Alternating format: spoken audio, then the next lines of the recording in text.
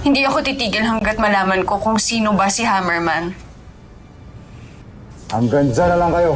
Gusto ko lamang makausap ang inyong hari. Kilala ka namin, mahal na Diyosa. At alam namin kalaban ka ng aming mahal na hari na si Modi. At ano to? Nagsama ka pa ng halimaw? Para ano? Paslangin siya? Hindi! Kailangan ko lang ng tulong mo. Ako? Kilala mo si Hammerman. Baka alam mo ang tunay niyang pagkatao. Anong hindi? Sugod!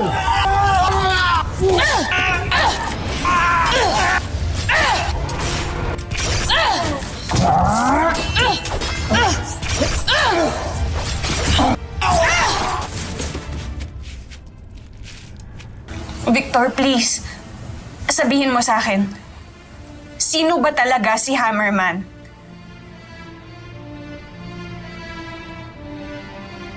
Dating kay Gwen, bakit hindi mo na lang sabihin sa kanya yung nararamdaman mo? Malay mo, di ba?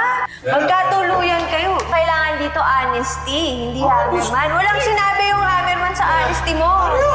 Wala eh. Susundin ko yung sinabi mo, ate. Papakatotoo ko. Sabihin ko kung ano nandito. Para tapos na. Para may labas ko na si Libby. Yun o, sabi ko na nga, bakit ka nanligaw, no?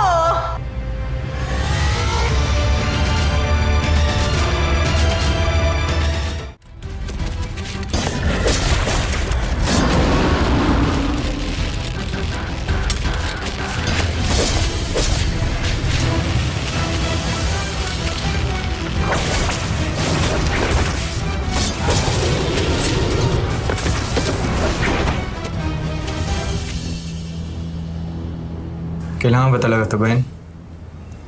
Ano bang mapapala natin pag nalaman ng lahat kung sino talaga si Hammerman? Victor, may accountability din siya sa nangyayari dito. Don't you see? Dito nagsimula ang gulo nung dumating si Hammerman dito.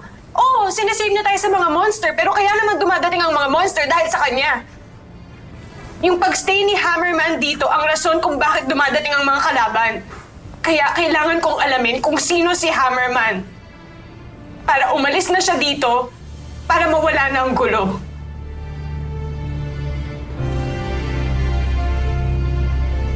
Victor,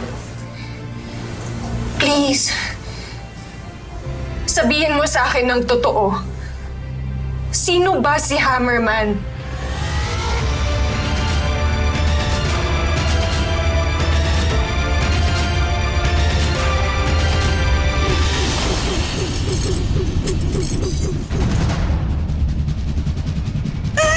Mahal na Diyosa, ang dami!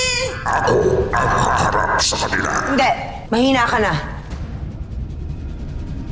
Ako nang bahala dito.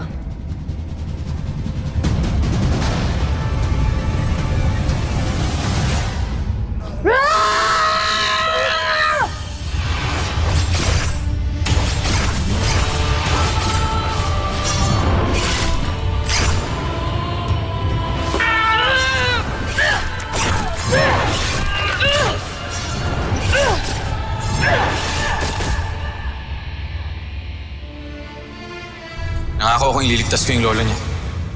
Pero hindi ko natupad. Hindi lang si Gwen ang may kailangan sa'yo. Niligtas mo ang buong bayan, pero wala kang iniisip kundi ang babaeng yon.